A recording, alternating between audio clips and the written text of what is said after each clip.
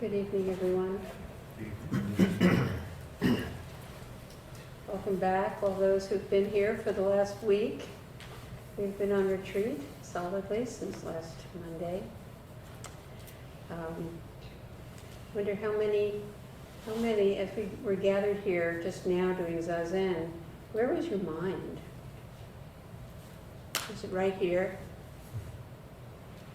Was it miles away?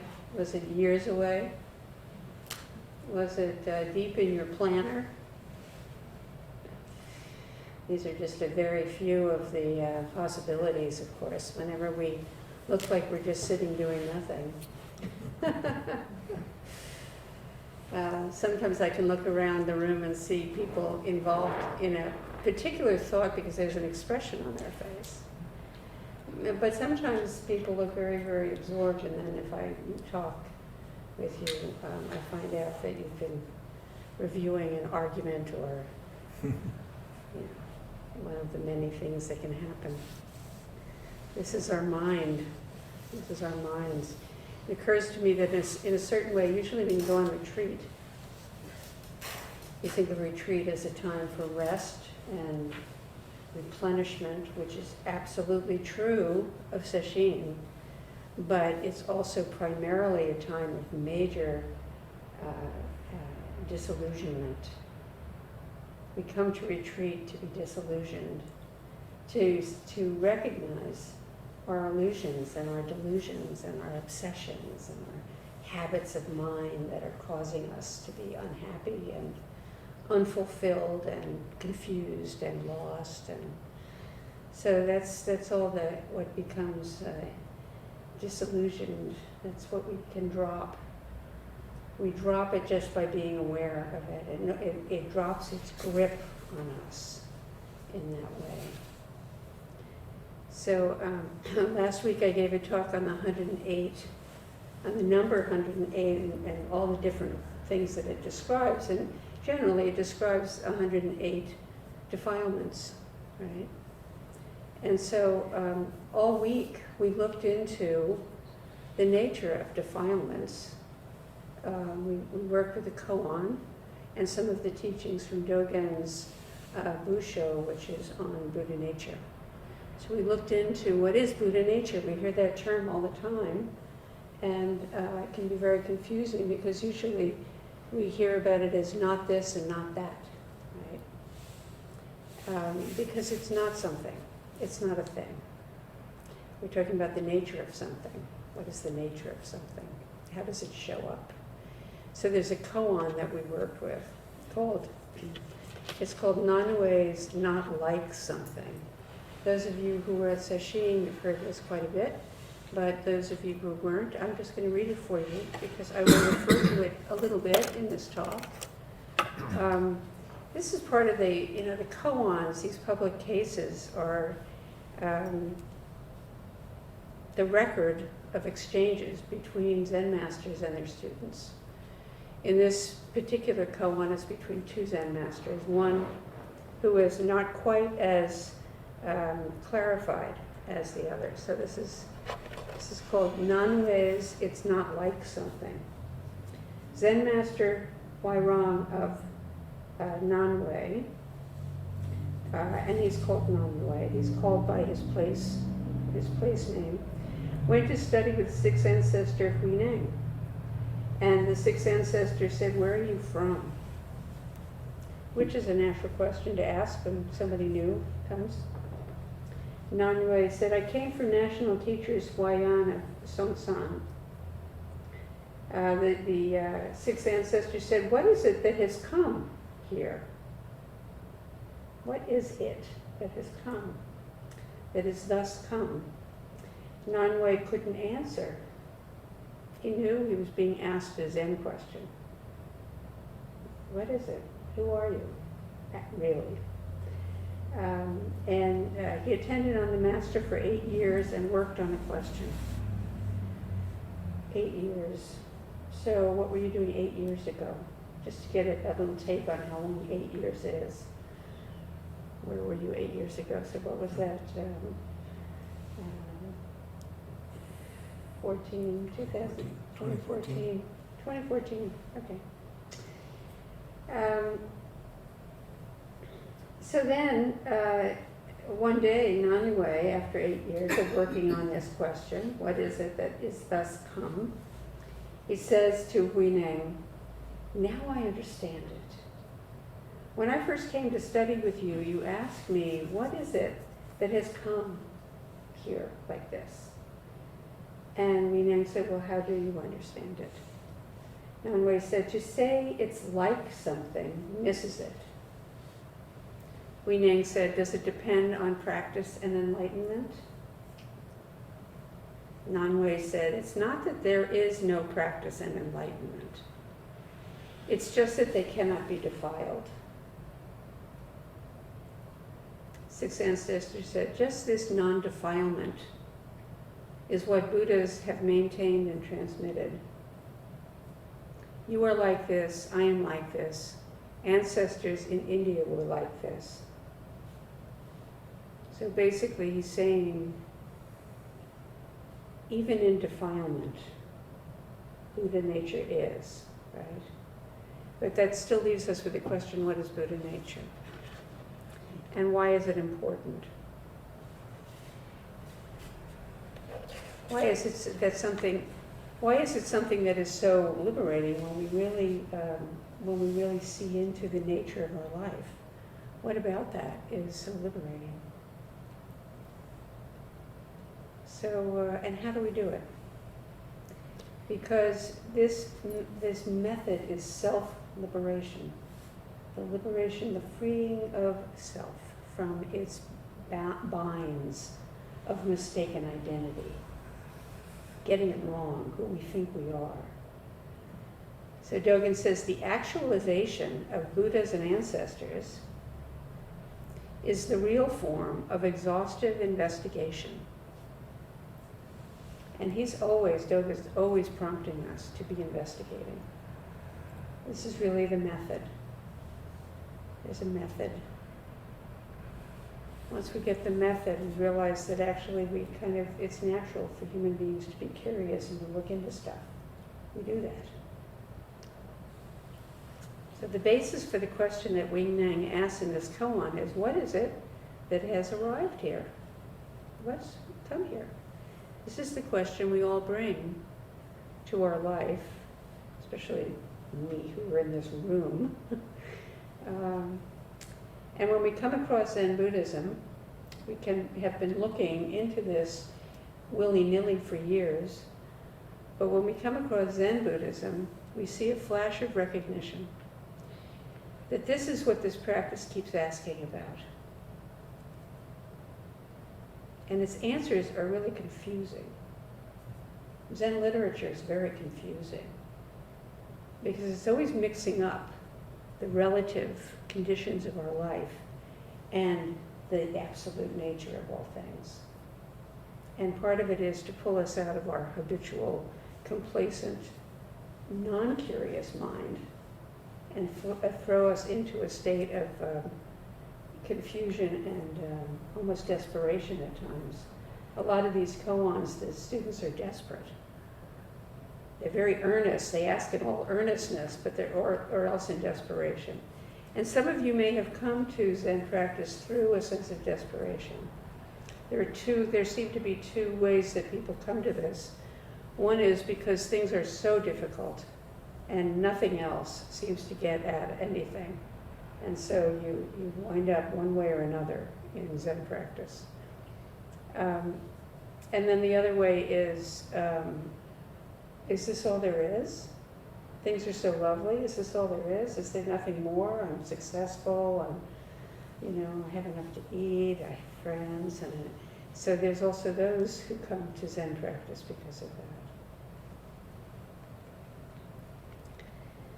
But if we come with if we come and confront these very confusing answers, it doesn't, in a certain way, we're not deflected from it. Because somehow the whole endeavor seems to be so real and so recognizable and trustworthy.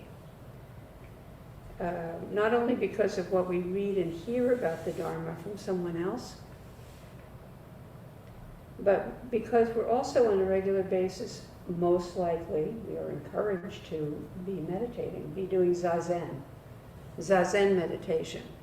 And the instruction is just sit and be present, breathe, and notice what's happening here. So we looked into things for ourselves. And it's mysteriously helpful. And after a while, the connection between the teachings and our own experience becomes clearer, this connection. The teachings are about our own experience. They talk about experience. But there's nothing of aboutness to our actual direct experience. It just is. Dogen tells us that Zazen is complete. Our life is complete. Our life is complete as is. Where teachings about, in Zazen, where teachings about and our inmost intimate experience converge. Which is one reason why we do a lot of chanting of teachings and sutras. At the time, they can be vaguely or crystal clearly true, but we also get them, we get them in our system. And so when we have certain experiences, suddenly the words of the teachings illuminate our experience, and our experience illuminates the teachings. Maybe some of you have had that experience. Suddenly a line from one of the sutras that we chant all the time pops up. It's like, oh, there, here.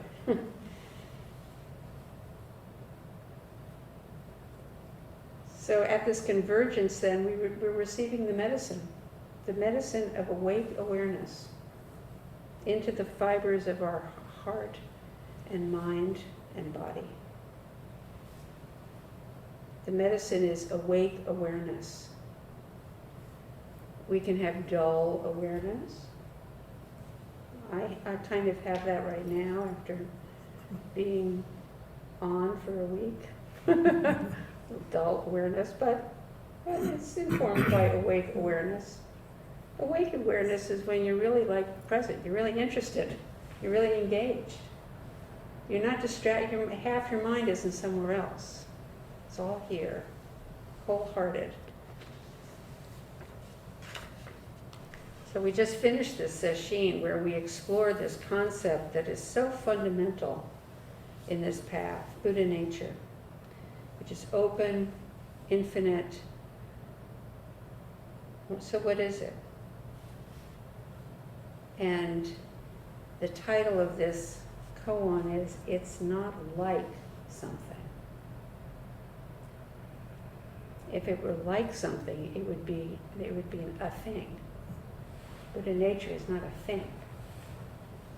Truth is not a thing. Your life is not a thing. Your life is not a noun, it's a verb. It's always functioning, right? Buddha nature is always functioning through form.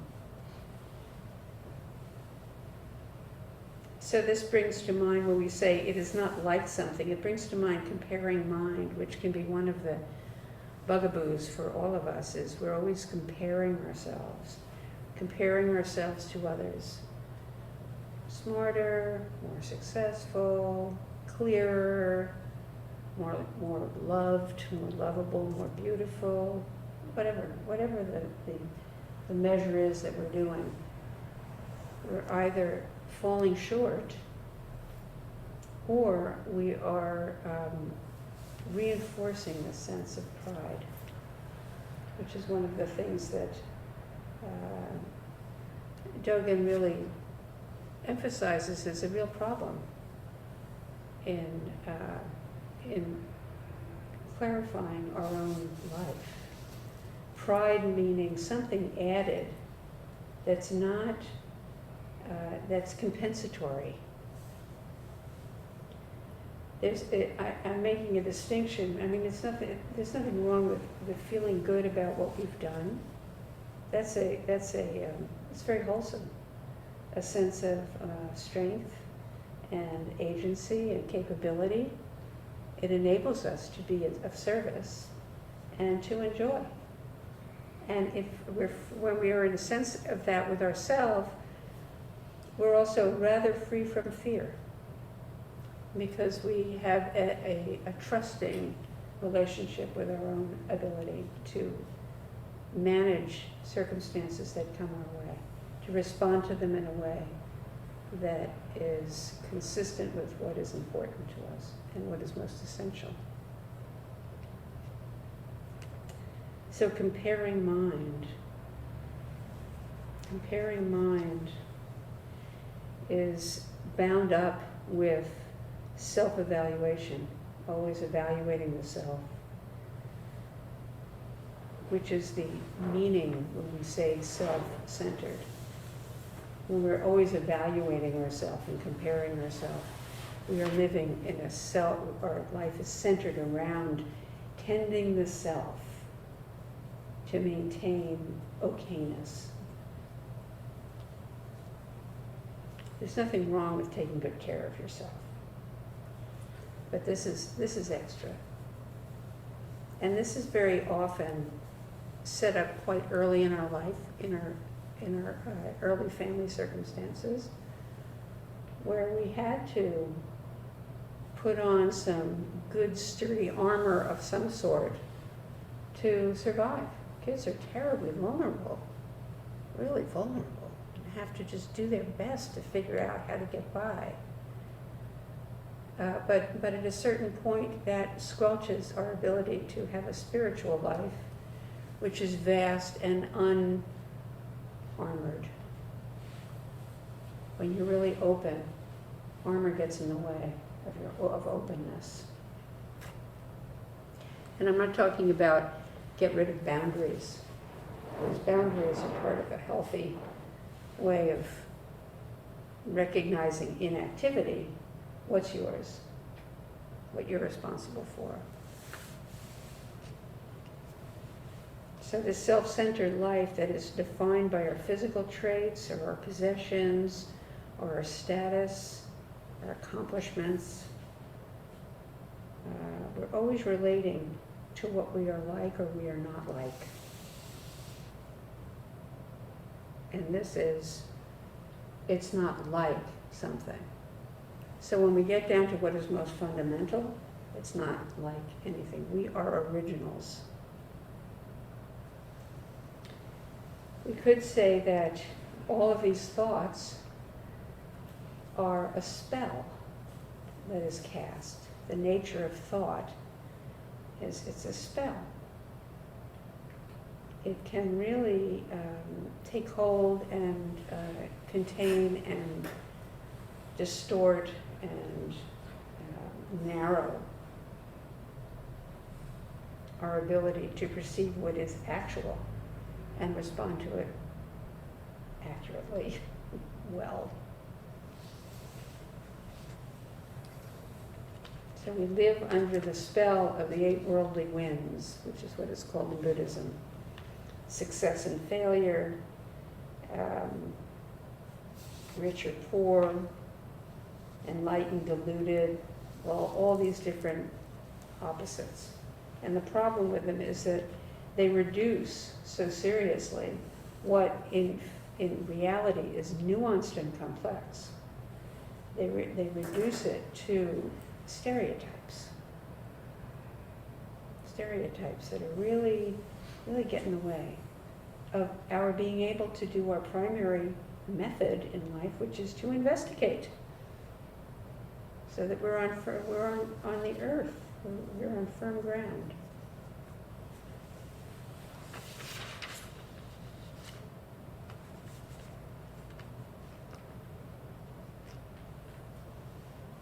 And so when we don't measure up in these ways, we come to feel like something is missing.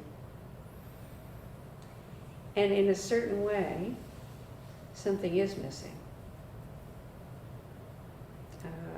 When we're restricted, when our life is restricted to believing that we are separate from everything, we are our physical body, we have a separate will, we are not what our activities create, don't affect others, we can just act on our own behalf and to hell with everybody else. So there's a lot missing when we live that way. And it's also part of our own karma, our own individual biography. We all come from very different situations, which out of which we derived a narrative about how the world is. And as we inquire into this moment all the time, this starts to really shed new light on what actually the spell that was cast, the narrative that has been operating, that has been limiting us, limiting our choices and limiting our perceptions and limiting our creativity and our authenticity, our joy, our good health.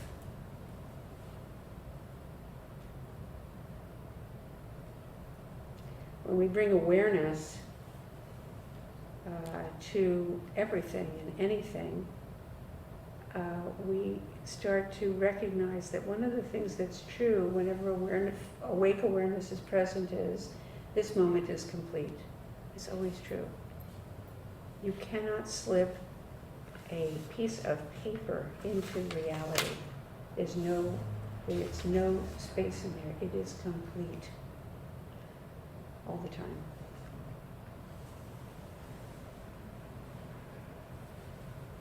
So the term Buddha nature refers to the true self, and we long to live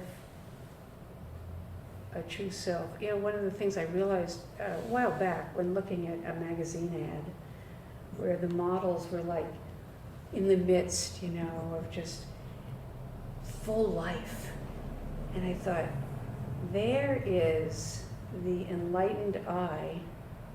But it's so mistaken because it's not about drinking this liquor or wearing this velvet gown or whatever it was they were selling, lying along a Cadillac, you know. But we long for that wholeness and that feeling of there's nothing but right here and now. This is the whole banana, right? So that longing is a spiritual longing. What is spiritual? Spiritual is everything is complete. Right here. It is timeless. I wanted to share a short poem by Ryukan that he titled Caged Birds.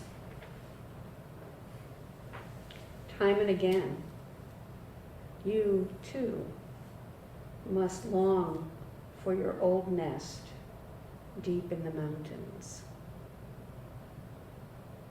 You too, time and again, you too must long for your old nest deep in the mountains.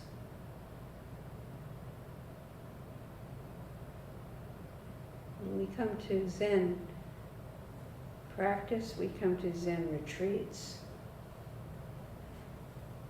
from the wisdom self that knows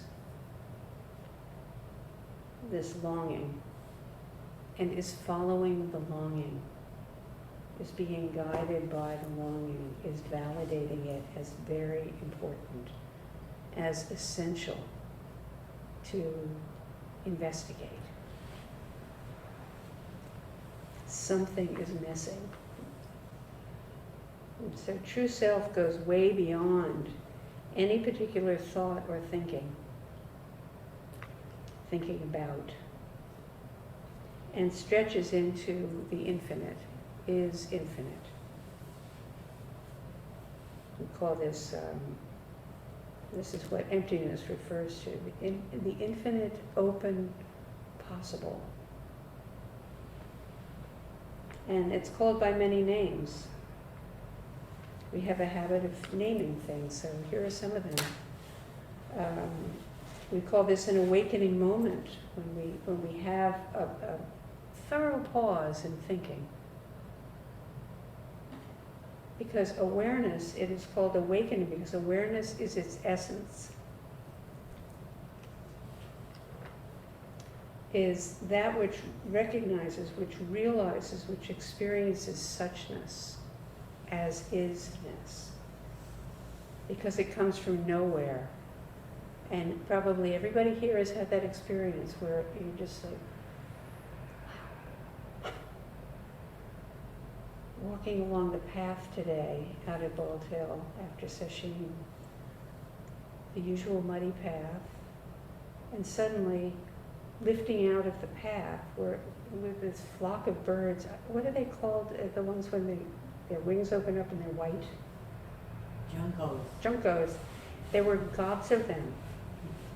And they just, so from nowhere, from nothing, full. We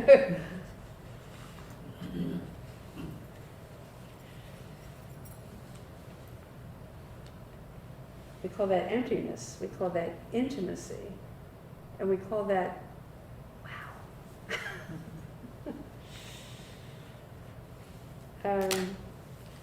We also call it nirvana, where sages abide. Now, nirvana, that's a word that, well, it's really good for a rock band. But it's a word that has its source in recognizing that once we really, really clarify and open our mind, we can be so available for those junko moments. Any moment and every moment. The sound of crunching crackers at dinner the other night. We had crackers and cheese with our soup. And they were like, 13 people crunching these incredibly crunchy. It was fantastic.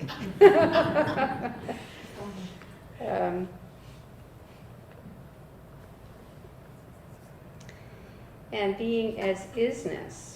Being as is, the quality of eternally unchanging. In those moments, eternally unchanging. Another way of saying that is timeless. It's out of time. The progression stops. And we call this the spiritual mind-body because experience and manifestation depend on it.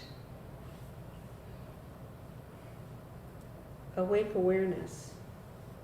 Our experience depends on awareness. It's not always awake. But when we are not aware, we're not experiencing.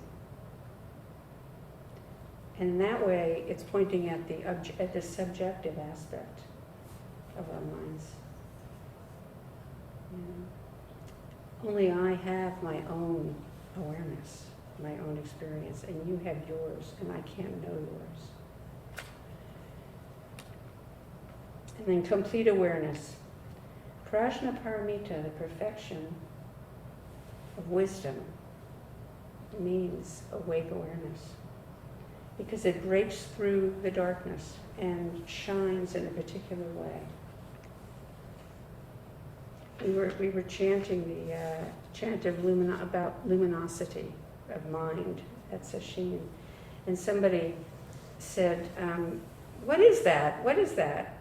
And he was asking that question. This was at the end of retreat when we were doing Daishan, and his eyes were emitting light, and his, all around him was light, but he wasn't aware of it.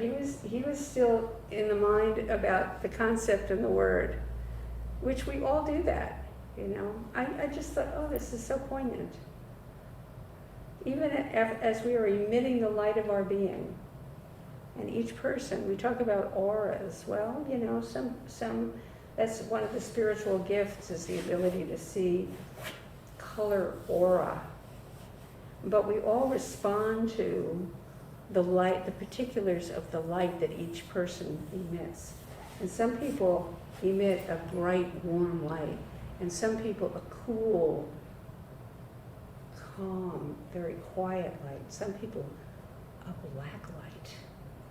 You know, we're always responding to that. So that's the spiritual eye. One reality, all emerging from Buddha nature and called by 1,000 names, which is designated according to the conditions. We call all of this the one taste of Zen. The one taste. In one of my talks this week, I was talking about that every experience is it's a flavor in a soup. You know, our whole life is a soup, and there's all kinds of ingredients in the soup. You put vegetables and 6 different kinds of herbs, and then you boil it and you put some butter in. Mix it up, heats up, melds. You wait an hour, it really melds. And then there's that one taste.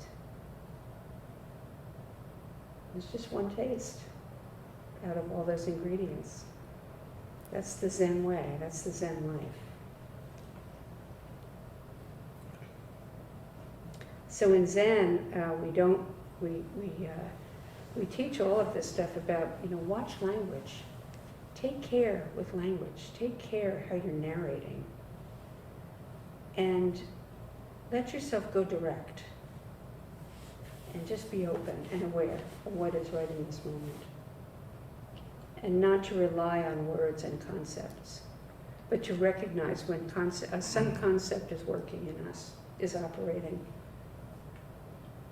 Zen is a path outside of words and concepts, directly pointing at the human heart and realizing and manifesting and awakening to Buddha nature, awakening to our true nature.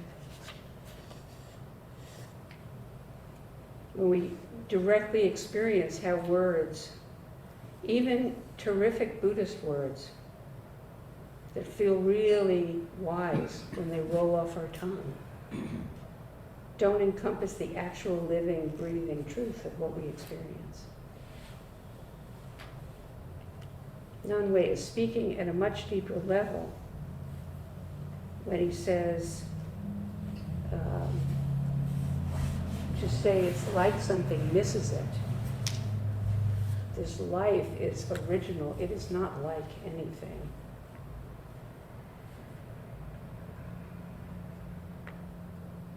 So we practice breaking the spell.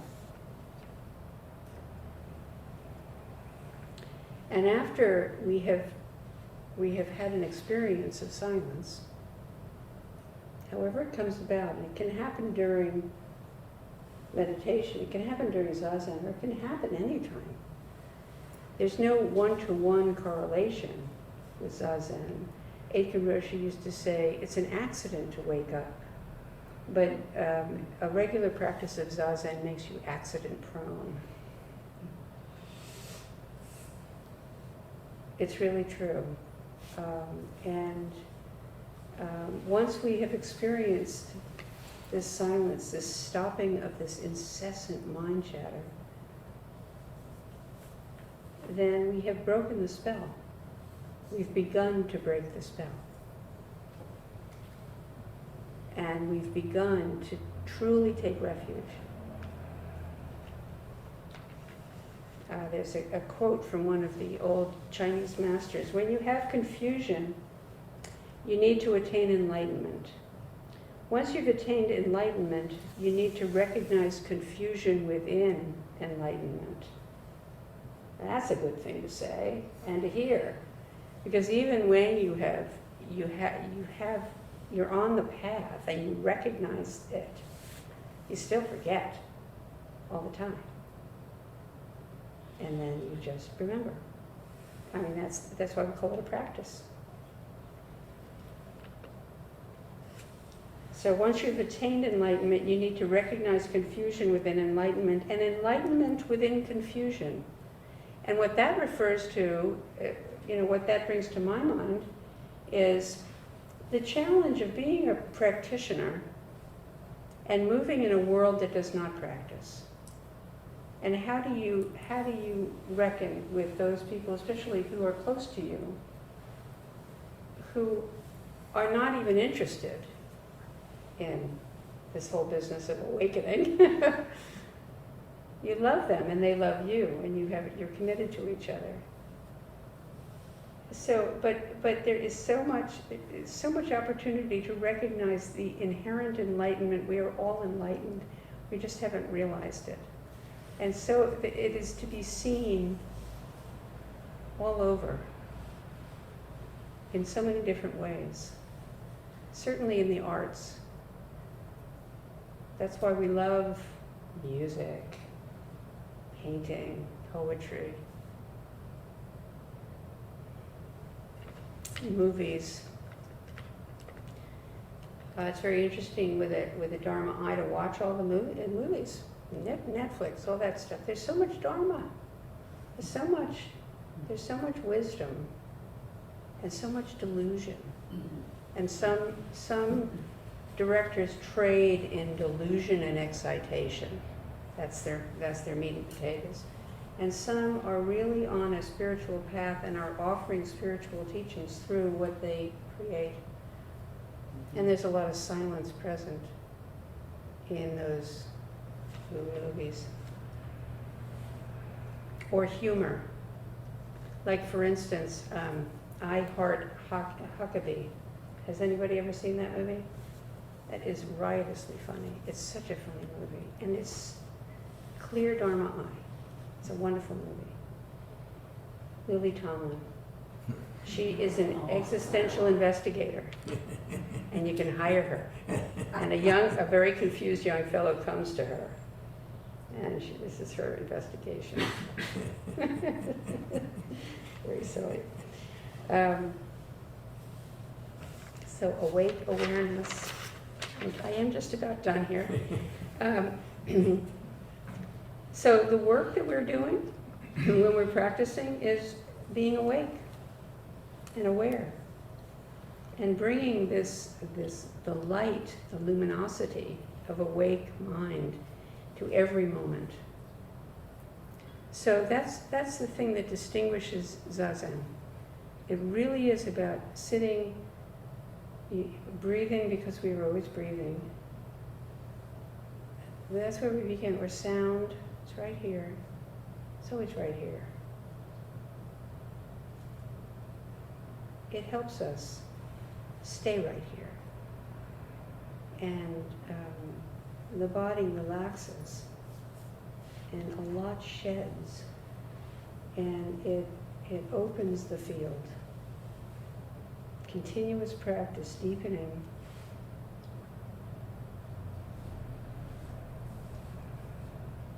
This is the environment of practice in which our vow to awaken manifests. That's our life. And then we learn how to have our awakening function. That's our relative world. That's our relative life in our activities. Once we discover the true heart of practice, and in each moment cease to place limits on the vast expanse of our heart-mind that is Buddha nature. That's a report from Sesshin.